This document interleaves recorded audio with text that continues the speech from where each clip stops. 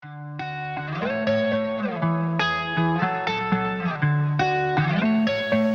and welcome everybody to part 3 of the 4-part series where Cisco is talking to our UCM customers about migrating their UCM on-premises system to Cisco UCM Cloud or HCS solution. My name is David Leach. I'm a product marketing manager here at Cisco covering our UCM, UCM Cloud, and HCS solutions. And I am joined today by a Cisco technical marketing engineer, Patrick Bourne. Patrick, how are you doing today? Hi, David. I'm doing well, thank you. Good to be here. Excellent. Thank you for joining me today. And in part 1 of the series, we talked about the reasons you'd be wanting to go to the cloud and what changes, what stays the same as you move from UCM on-premises to UCM Cloud or HCS. Part 2, we talked about the planning strategy, what you want to do to really understand how you're going to move forward with the cloud migration. And part 3 here, we really want to go into the preparation itself. You are getting ready to make that jump and get everything handled in a new cloud world here. And so what we want to talk about in this case is really preparing your system endpoints for the cloud, getting your organization ready so that people know what to expect, what's going on, what the timelines are going to be.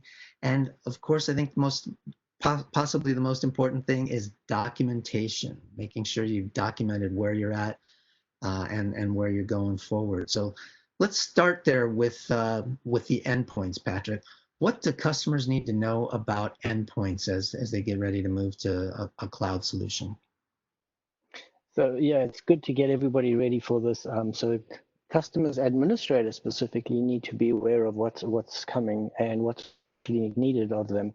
So endpoints need a certain version of firmware, and your version of UCM may be pretty old, so you may have endpoints with really old firmware. The last thing you want to do is migrate to a newer version of UCM in the cloud, and your endpoints all upgrade at the same time during your maintenance window. So figure out what the latest version of software is for each endpoint, put it on your existing UCM, and let it upgrade before you move, so that way it'll just make your whole migration a little smoother. Yeah, excellent advice. Yeah, save a lot of a heartache after the fact. And then from the standpoint of the organization, communicating to people, I'm thinking you're going to want to make sure that you've, in the planning stage, we figured out what the timeline and what the organization structure for migrating to the cloud is going to be. So I think we'd want to communicate to people the timeline, what to expect as they move to the cloud.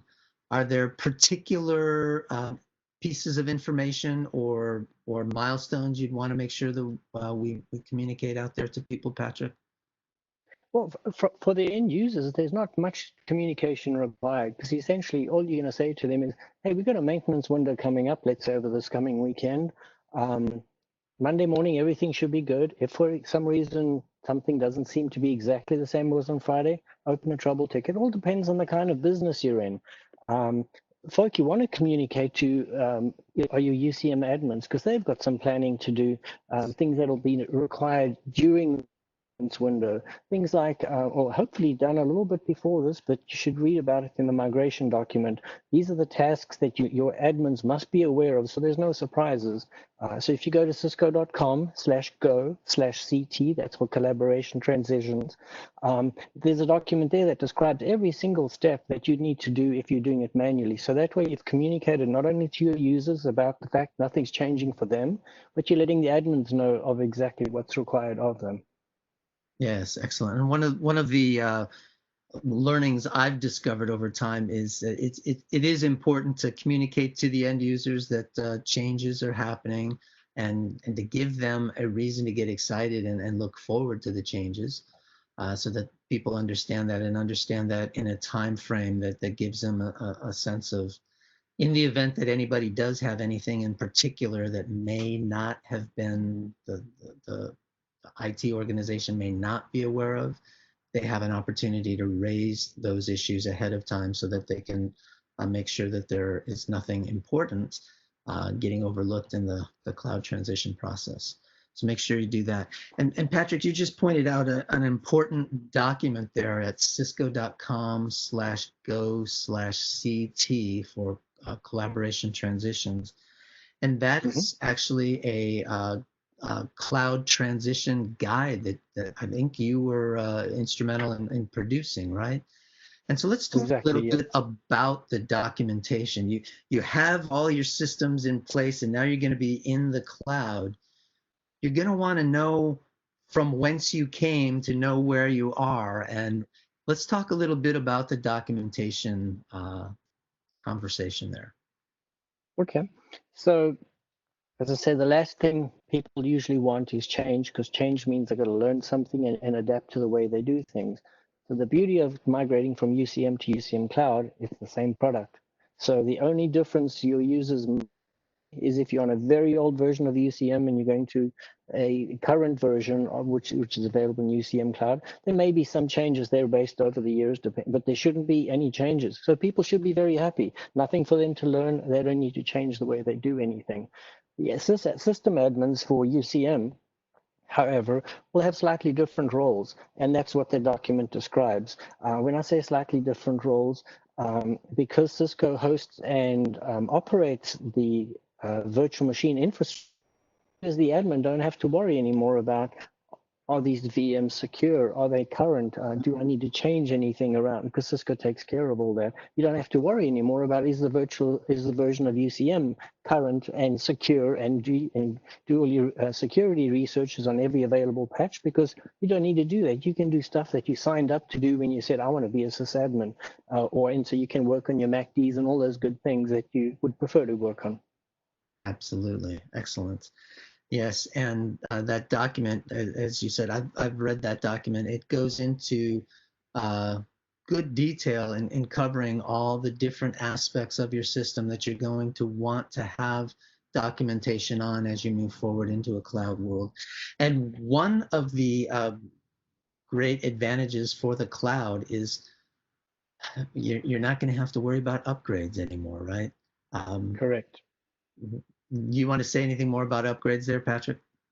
Well, the beauty of this is Cisco's going to work with your partner, and your partner will then work with you, the customer, to figure out a good time to do the upgrade. So Cisco's always going to keep you relatively current, and you no longer need to worry about next time there's some alert comes out about some security issues.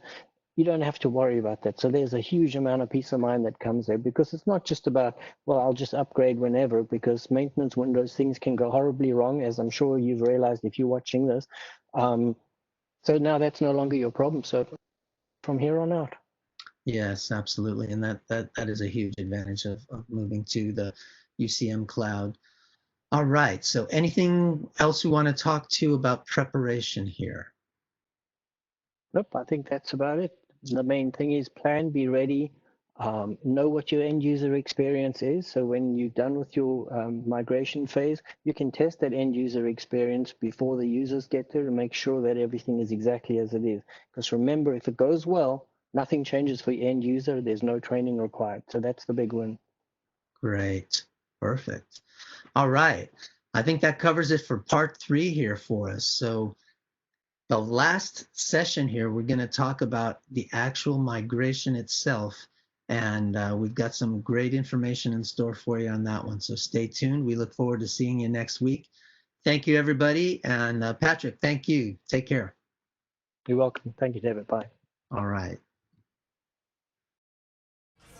Hello, everybody. See you next time. See you next time. Thank Thank you. you. I shall not. See you next time.